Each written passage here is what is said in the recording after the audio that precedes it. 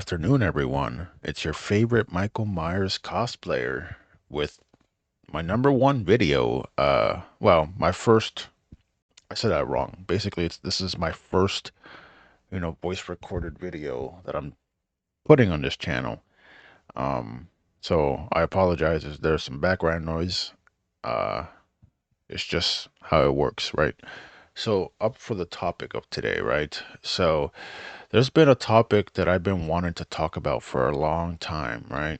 And that has to do with Halloween Ends. Actually, the trilogy, but it's mostly focused on Halloween Ends. So, fans claim basically to hate Halloween Ends or the entire David Gordon Green trilogy.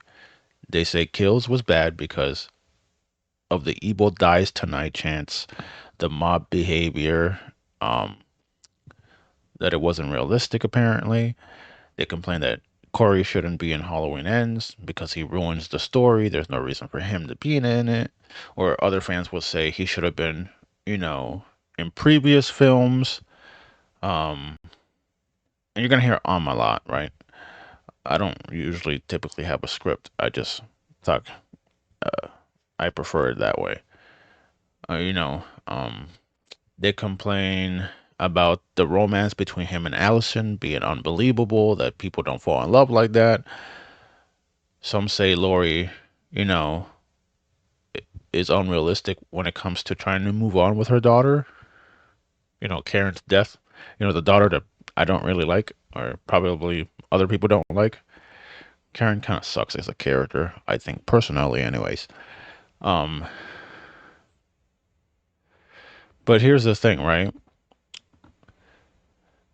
I personally don't think that the fans complaining about these movies understand what the story of these films are telling, right?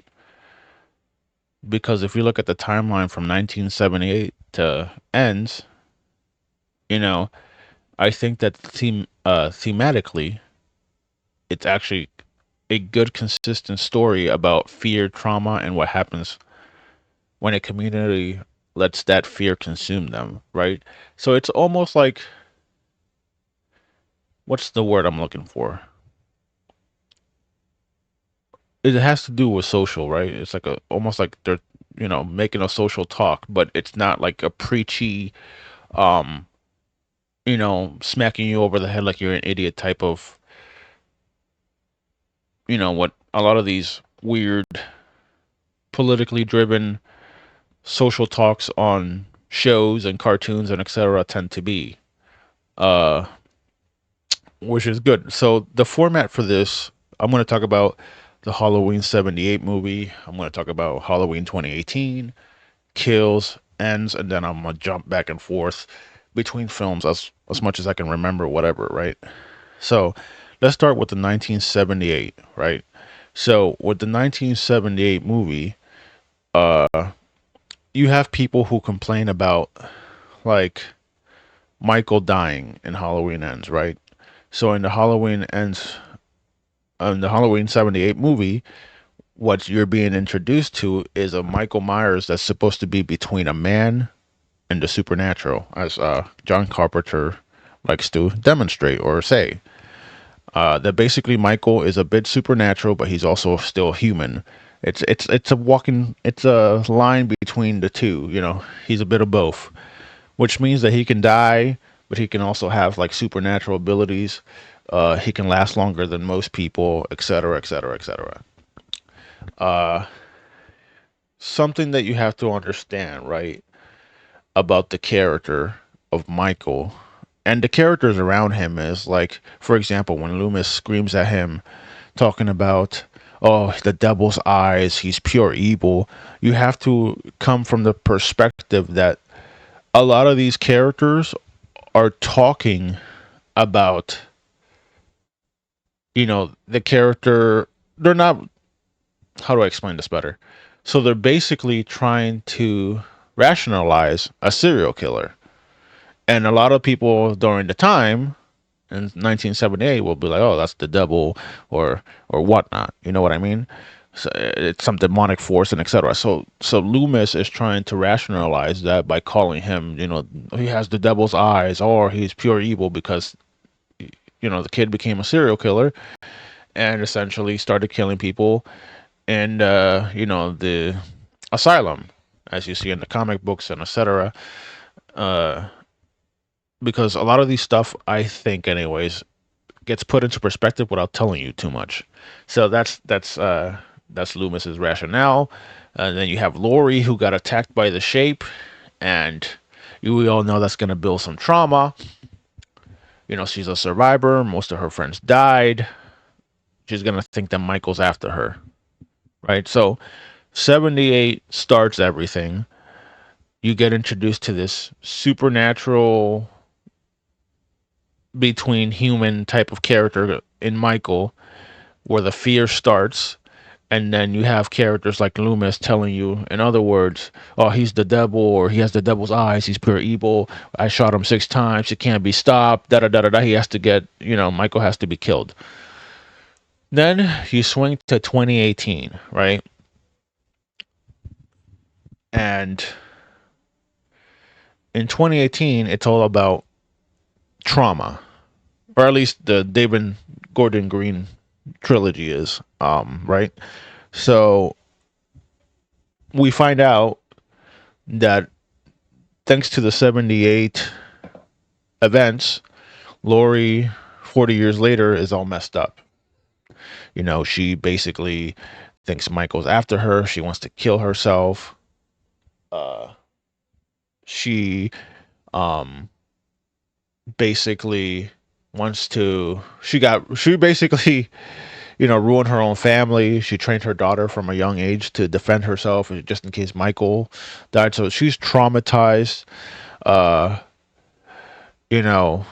and essentially this is what the story is about, at least in the 2018 film. She thinks Michael, had a thing for her, but you have to come up from the angle of the character is traumatized. And Mike, you find out that they're not siblings because, they retcon that. And that's what the story is about 2018. About a victim named Laurie Strode who lived in fear and let that fear destroy her because of the trauma. Understandable. Then, you go to Halloween Kills, and Halloween Kills is more about, it takes that trauma and magnifies it to the whole town. So the character is not Laurie. That's why she's sidelined in Halloween Kills. The character now is the town. Everyone in Haddonfield has been living under the shadow of Michael Myers for 40 years. And, it's basically when fear builds that long, people explode. And that's exactly what happens. The mob mentality, the chanting evil dies tonight. It's not bad writing. It's realistic. For example, when people complain about Halloween Kills, they complain about the whole chanting evil dies tonight. And I don't like bringing politics or anything, but let's be real. When what happened in 2018, people shouting, slogans and stuff. I'm not trying to be too specific here because this is not what this is about, but there's people that do that kind of stuff in real life. And what happens when people are, as a group, are in fear? People do a lot of stupid shit. That's reflective realistically in Halloween Kills. And people complain about, oh, it's not realistic because no one's going to shout stupid slogans. People do it all the time, especially with movements and etc. Especially when it has, to do with fear. There's mob mentality where they ended up, accidentally getting one of the patients killed in Halloween Kills. And that happens in real life as well. So I don't understand the complaints because that's realistic. Then you have the mob doing stupid things, which also happens in real life, especially when you're not really just because you own a firearm doesn't mean that everyone with a firearm trains, which is why you saw the guy in Halloween Kills, blasting one of his own guys, and you know, and the lady that was killed, the nurse, by Michael, by kicking, the gun. She had a gun, but Michael kicked it with the door, and she died. Just because you have a weapon doesn't mean you know how to use it. So that's realistic. Uh, what else? I already said the evil dies tonight thing. Then Laurie finds out that Michael, you know, was never after her. It's just, again, a victim of trauma thinks that because this, crazy event happened to her, that suddenly the killer's after her, and etc. Which is not the case. It was just wrong place, wrong time. And then you find out that she starts talking about Michael transcending, because people love to bring the whole, but Michael's transcending every time he kills, da da da da da. If you read the line, what she's talking about is fear, and that's what basically makes Michael so powerful, is that people are consumed by the fear that he brings, right? And then the other thing that people complain about is the fact that Michael is weaker in the next film. But you have to also understand that he's been shot, he's been stabbed, he's been beaten to hell, he's been burnt, he lost fingers, and that comes to Halloween Ends, where Michael's weaker, in a weaker state because of infections from every wound, malnutrition. Um, so he's gonna be in a weakened state. If you realize Michael is now living in a sewer, which is something that people were complaining about as well. And it makes sense because in the original 1978 movie, Michael went home. That's why the little subtitle says the night he came home. And if you notice in Kills, what did he try to do? He tried to go back home. And I believe also in 2018 he was trying to go home as well, but don't catch me on that one.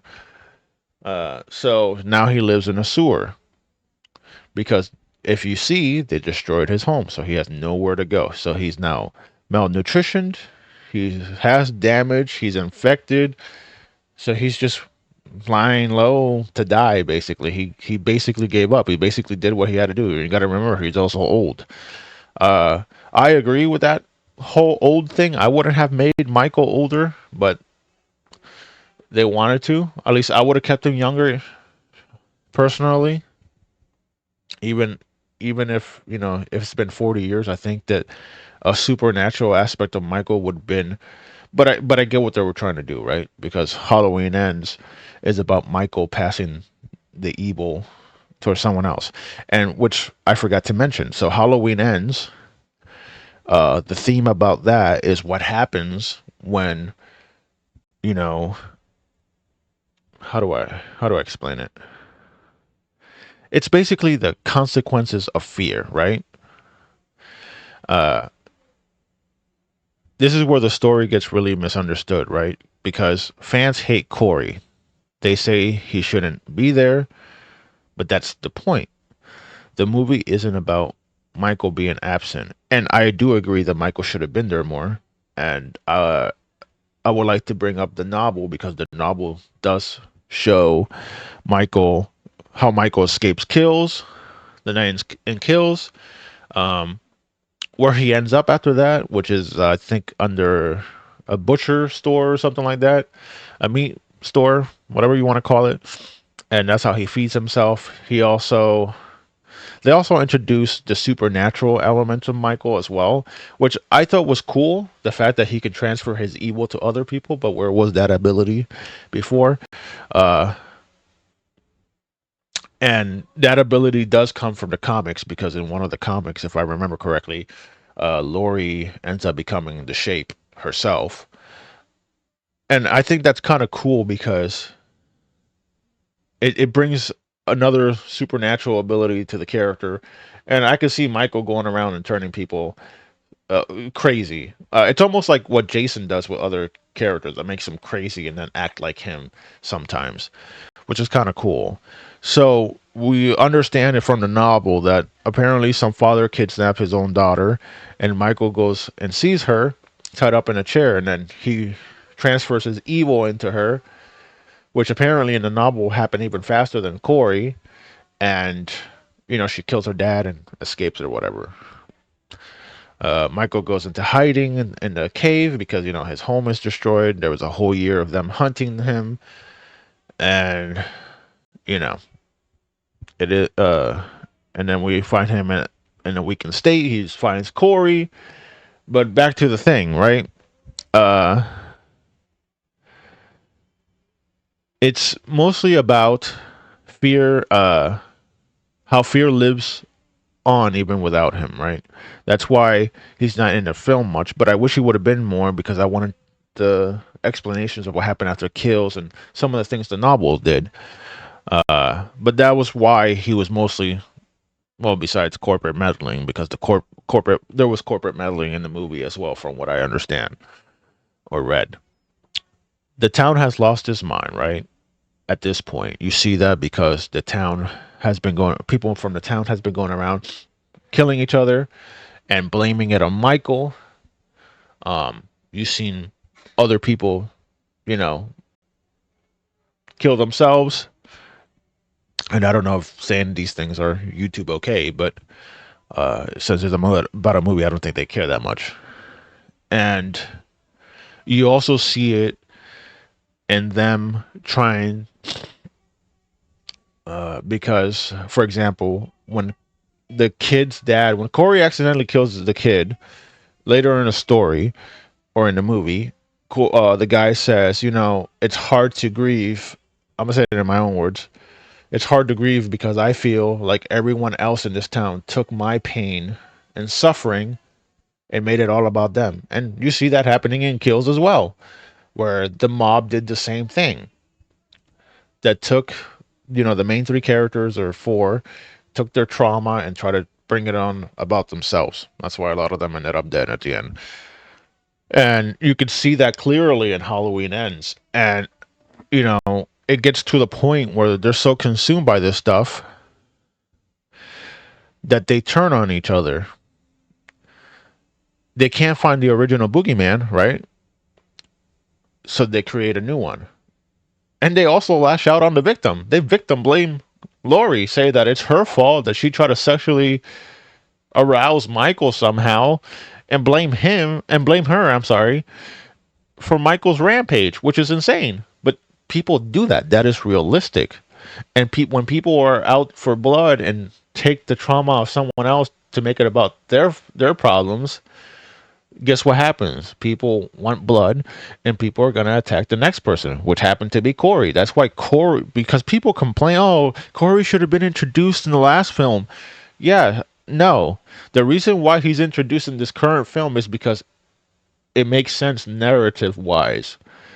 It would only make sense if they introduce a new character now for people to turn into a monster, because that's his role, to be turned to a monster. It wouldn't have the same effect if he was already in the last couple movies. And so they take an accident, make it about themselves, and then they try to call, what is it that they try to call Corey? They try to call Corey the P word, they tried to say that he was this baby killer or something like that he liked killing the kids that he liked to babysit, and etc. They went to so far that they created a monster. And in real life, this is the same thing.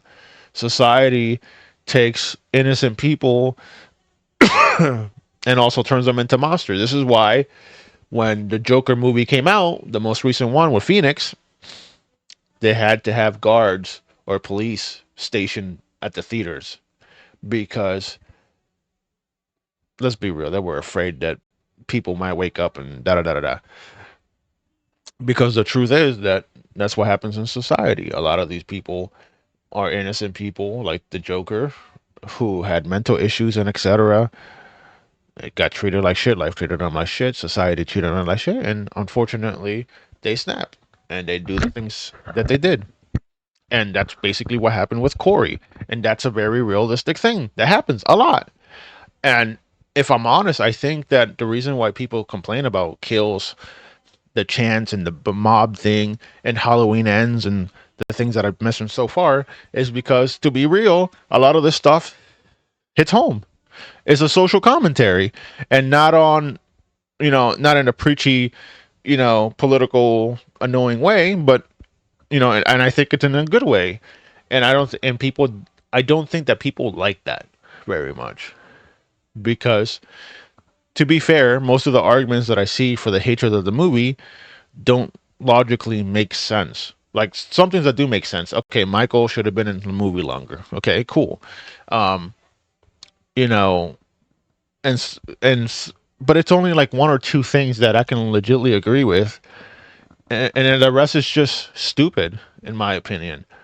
I already explained half of the three movies, because people think that this Halloween trilogy was supposed to just be some horror slasher and that's it. No, it was more than that. It was trying to tell a very good psychological movie or story in the way of 18. Like I said, 2018 was about a victim, which was Laurie. Kills was about the town's trauma, and ends is what happens when you get consumed by fear, right? The consequences of being consumed, and just going out for blood. So again, Corey accidentally kills a kid, and the town projects their fear onto him. They twisted an innocent person into a monster, because that's what people do when they need something to hate. It's the truth. It's a dark reflection of how society scapegoats people to justify their own anger. Then you also have people who bitched and complained about the whole Allison thing, right? They were complaining about that. And sorry, I curse. I can't help that. And they were complaining about, saying, the fans were saying, "Oh, it's unrealistic. Why is there a love story?" And that's not really a love story, I guess. It's more of them trying to show what happens in real life, right?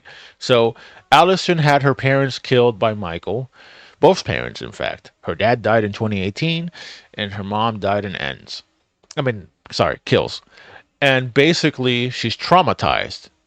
So she has that trauma. Then she meets Corey, who she knows about, and Corey has trauma from what happened. So what did they do? They trauma bond. Something that happens daily in real life. Why do you think hookup culture exists? Why do you think there's a lot of divorce issues?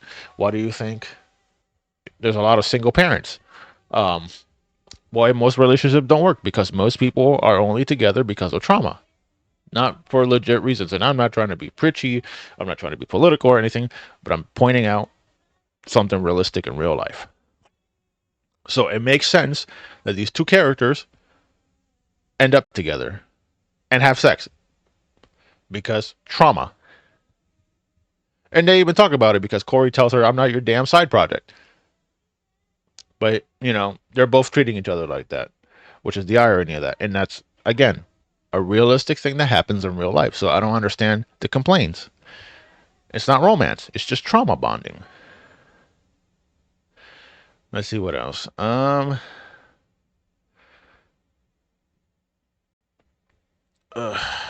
So right.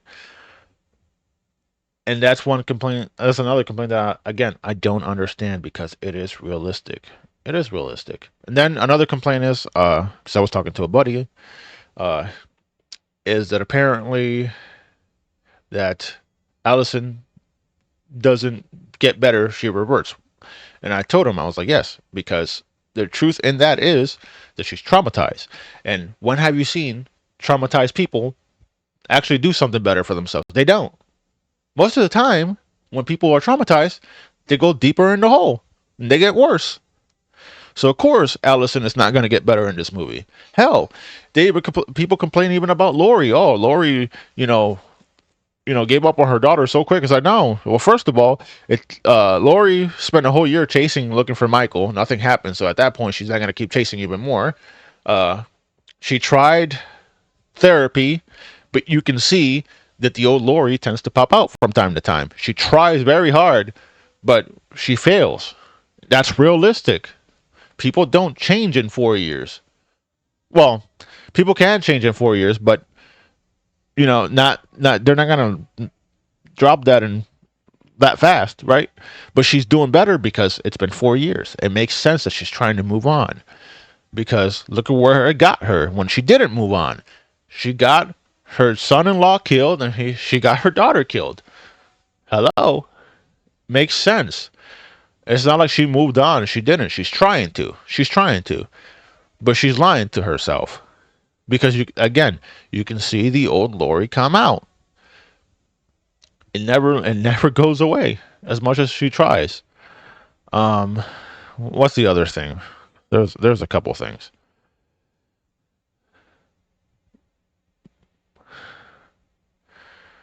That's as much as I can remember. But let's go back, right? So the key shots from all four films is basically fear, trauma, and consequence. 78 is the birth of fear. 2018 is the personal trauma of survival, or you know, Laurie's case. She's the victim in that movie. Kills is about the town, how fear infects a community. Ends is what happens when fear completely consumes society or that town per se, right? Basically, each movie builds on the last thematically and psychologically. Corey being introduced in Ends makes perfect sense again because the product of everything that came before him, because he's the product of everything that came before him. The final result of 40 years of fear and trauma. That's why it makes sense that he's there, right? So I'll try to see if I can remember any other complaints. But I really don't. It's mostly, you know, Corey shouldn't have been there. Corey doesn't make sense. Uh, oh, right. Here's the other one. The other one is basically people complaining about Corey beating up Michael. Corey never beat up Michael, right? Corey and Michael are basically fighting over the mask because Michael is older. He's losing he's dying basically. He's weaker. And the evil inside Corey is trying to fight Michael for dominance because whatever's in Michael, the shape, is now in Corey. And Corey's younger. Corey, actually, if you see, he's in better shape than Michael. So they're both struggling, even though Michael's throwing him everywhere. But the only reason that Michael loses is because he slipped on wet floor. That's it. It's stupid, but it happens. It's not that magically Corey beat him up. They just had a back and forth. And Corey took advantage of the fall, took the mask, and headed out. That's all that happened. But even then, if we were to think about it, the evil manifesting in Corey, which I would have loved to see, right? I would have loved to see that because in the novel they show you how Corey wakes up at night, tries to kill his parents, but goes back to sleep. Instead of doing that, excuse me, it shows his behavior patterns changing and etc. He's basically becoming Michael, or like Michael, right? And that would have been an amazing thing to see, but they didn't show very much of that in the movie, which kind of sucks.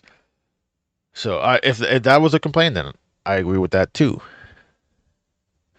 Um, People complain about Michael dying. I guess. I mean, he needed to die in this one. That's fine. I'm not mad that he died. I actually am mad that the ending wasn't like they planned originally, because in the novel, from what I'm understanding, the original ending for that was that Michael and Laurie kill each other. And then the last scene is Allison and Corey reliving the 1978 moment where Corey gets shot off the balcony, gets up, and walks into the forest. And the movie ends. Basically reminiscent of Michael getting shot off the balcony and disappearing. But basically what it was. And that would have been great. But I get it. That's where they also failed too, is they killed Corey off. but I'm guessing it was more of a corporate meddling, like I said, because I know the movie was supposed to be longer, but corporate meddling was like, nah, the movie needs to be an hour and 40 minutes. I don't know if that's true, but that's from what I read. Um, what else? What other complaints do people have? Oh, people complain about imposter in general, and I'm just like, well, considering the theme of the movie, and also, I always find it funny that people complain about imposters, but imposters also exist in real life. So, and sometimes the imposter is actually better than the original. There's cases of that. Look it up. But imposters do exist, and I get annoyed because the original vision for Michael, or at least the Halloween series, was to be an anthology, and the trilogy respects that. That's why Carpenter was brought back, and he helped with the script and etc. And that's why Michael dies, because he wanted Michael to die originally, anyways, so Halloween the series could have multiple killers, and that's why Corey also exists. And I love, personally, I love imposters. Part 5, Jason, imposter, cool dude, awesome story. He was like a mix of Pamela, Jason, and even Michael, because we know that Tom Morga played him, who was Michael in 4, and Dick Warlock was Michael in 2, who also did the the stunt coordination for the film, which is cool. Then you have Corey, and the Corey thing is cool, but again, realistic also. So I don't understand that. And look, you can have personal dislikes, but my thing is, if you're gonna have personal dislikes, be consistent. Don't be inconsistent, because half the time I argue with people about this stuff, they always change the goalpost. And it's like, look, you can personally dislike something, but don't try to make it seem like it's factually bad because, oh wow, I don't like imposters. The killer should always be Michael. It's the same issue with Jason. So the killer should always be Jason, but Jason wasn't the original killer. It was his mom. So if we're gonna go off that logic, then his mom should still be the killer. But no, that's why everyone likes Jason. And Jason didn't become that popular until part 3, when he got the mask. And Halloween has always been about Michael. Well, not originally, but after Halloween 3 didn't do so well, it became about Michael, because Deb and Carpenter were not trying to make it about Michael. They just wanted to do Michael, kill him off, and then do whatever else. So again, Halloween Ends doesn't suck because it has an imposter. That's just a you problem, I guess. And I think that's the problem with the fan base. The fan base pretends like, and I'm not trying to be disrespectful, but I'm just honest. And I think that a lot of people in the fan base, it's not that they don't know what they want.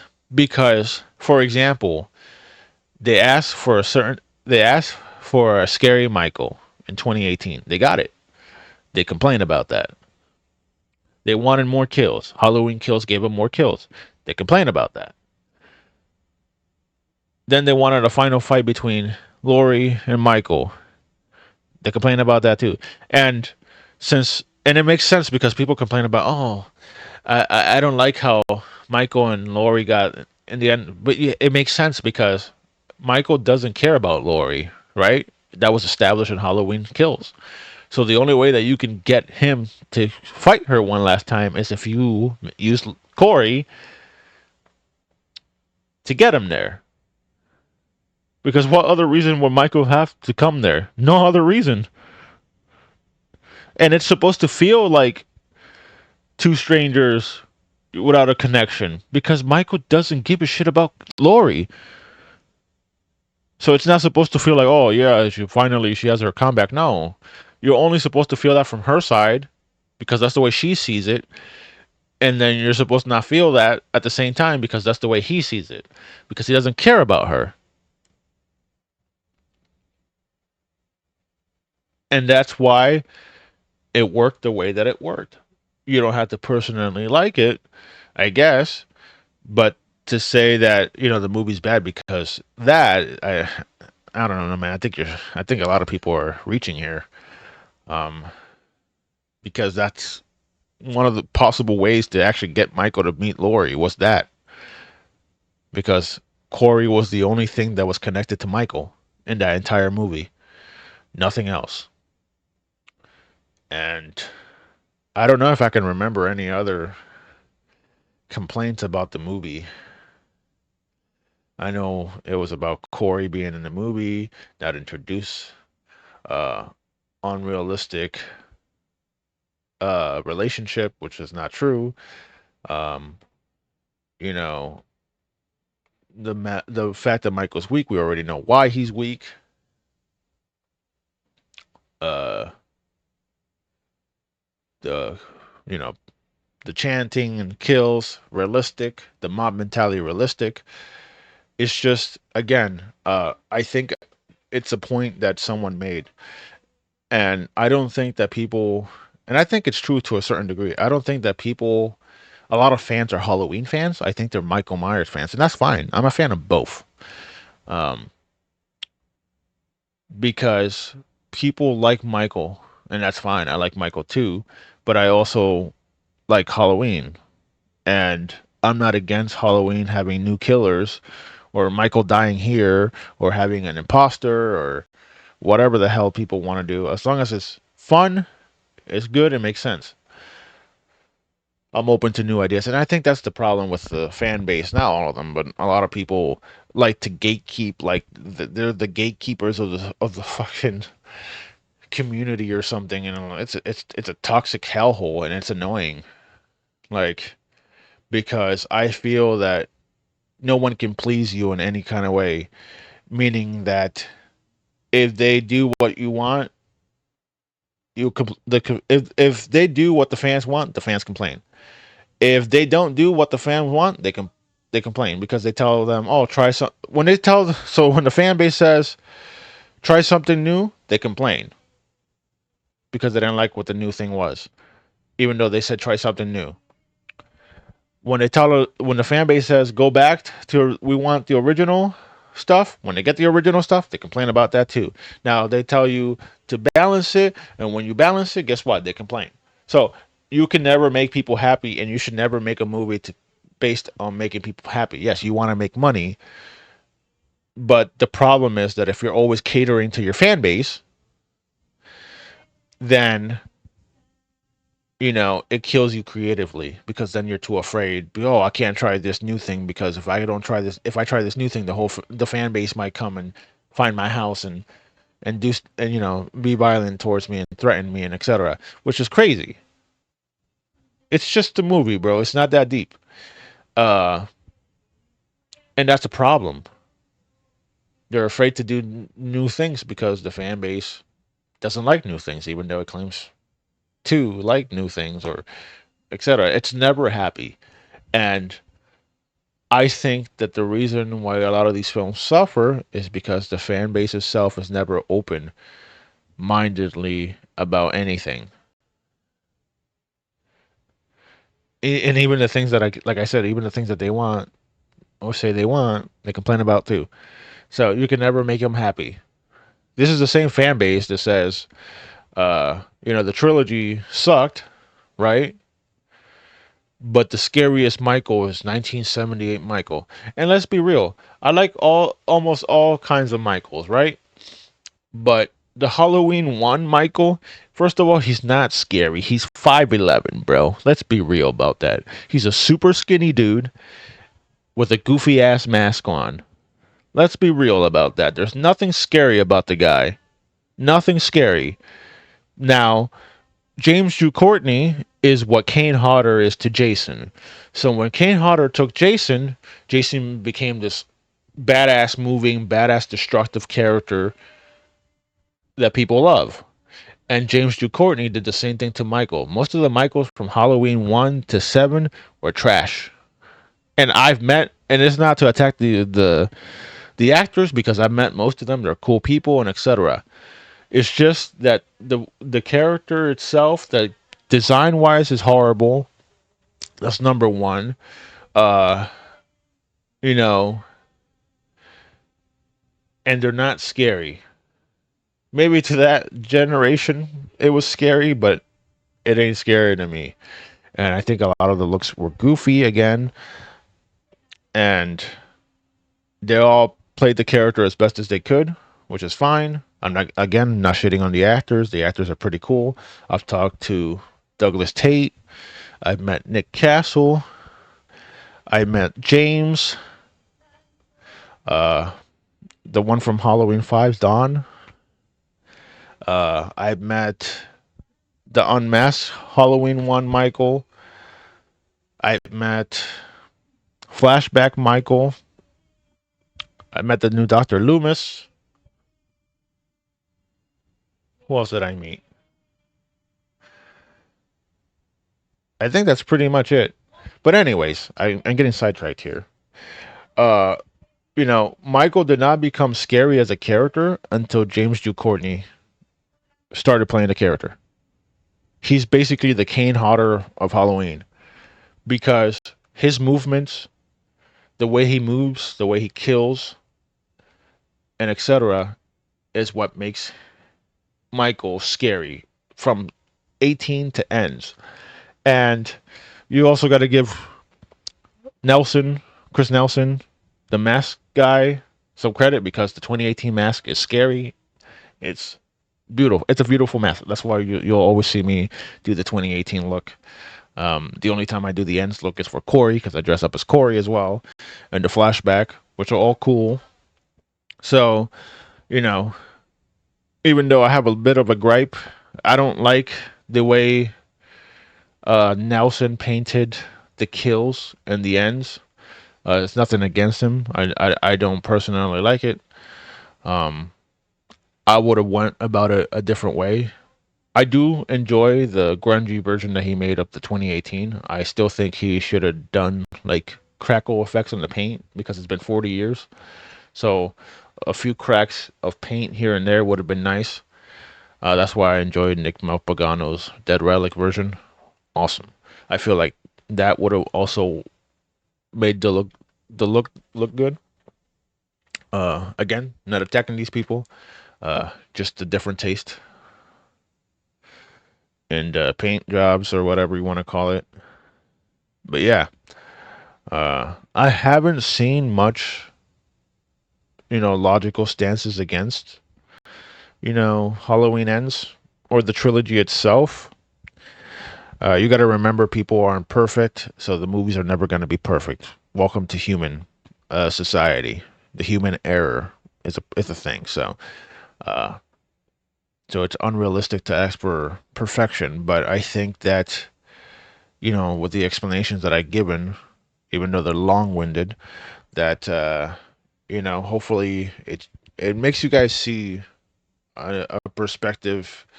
And unfortunately, I don't remember anything else or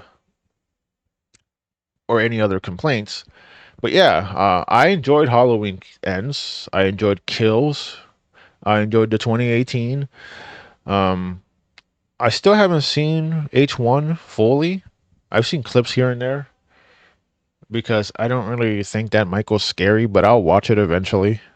I've seen clips here and there, uh, especially, because I like the lore to a degree because even the whole and that's the funny part too because people talk about Michael's pure evil and he doesn't have motivation. Well, he has a motivation to go home for some fucking reason.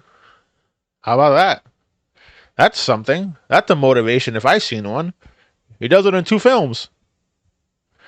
um the whole he was born pure evil thing makes no sense because clearly that's the thing I want to talk about too. They talk about Michael should never have a backstory because he's not human and that it humanizes him, but he's literally part human. That's number one. Number two, without saying much, you already know why Michael killed his sister. Michael wanted to go trick or treating. His sister decided to have sex, and he got pissed off, as you can see it in his face, and he goes upstairs and murks his sister. There's nothing else to add to that. If you really wanted him to not have a backstory, you should have just introduced him as an adult, just killing people because no reason. Oh, he just started killing people. Why? I don't know.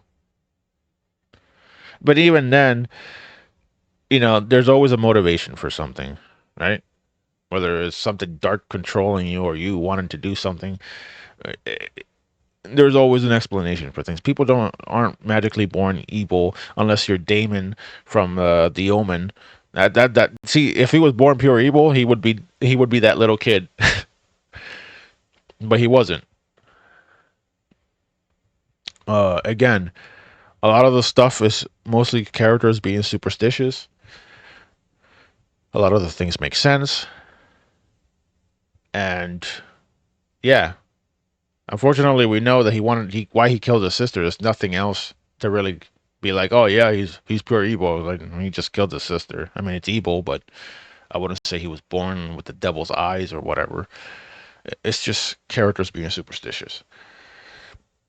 But anyways, that's the most that I can remember. If you guys have any complaints about Halloween Ends, I could probably make a part two, and hopefully not this long-winded. But I like it this way because then we can talk about things, and things can be said, and I can have a conversation and rant and go off here and there, sidetrack a little bit. But yeah, so David Gordon Green's trilogy isn't bad. I think it's, to say the least, it's misunderstood. It's not about the jump scares and the kills, and there's plenty of that. It's about the characters. Again, 2018 was about Laurie. Kills was about um, the town, and the third one was about how the town turns one guy into a monster. Uh, so again, it's about trauma, fear, the human need to create monsters when we can't face our own pain. It is what it is. Is it social commentary? Sure. Is it that bad of a social? No, not really. It's actually a reality that a lot of people don't like, and I think that's what bugs them too. I think that's part of it. I am convinced that that is part of the issue. That people don't like when movies point to a truth that they themselves like to deny a lot. But yeah, Michael basically stopped being a man, right? Lore wise, in the sense of he's an idea, right? That's what they're trying to tell you in these movies. He's an idea, a reflection of the evil we keep alive in ourselves. That's why that's why Laurie became obsessed with him, because of her trauma and etc. The town later becomes obsessed with him and trauma. Third thing, third film, same shit. So it's like what Laurie said: evil doesn't die; it just changes shape, and that's how fear works. And that's basically the curse of Michael, as she said in Kills: fear. But anyways, if you like this non-scripted breakdown, hit the like, subscribe, and tell me what you think. Did you see Halloween Ends differently after this? Did you see the whole trilogy differently after this? Tell me. And if you have any complaints that I haven't brought up, please do so in the comment section. I'll probably make, again, another video and, you know, try to talk about those. But anyways, I'll see you next time.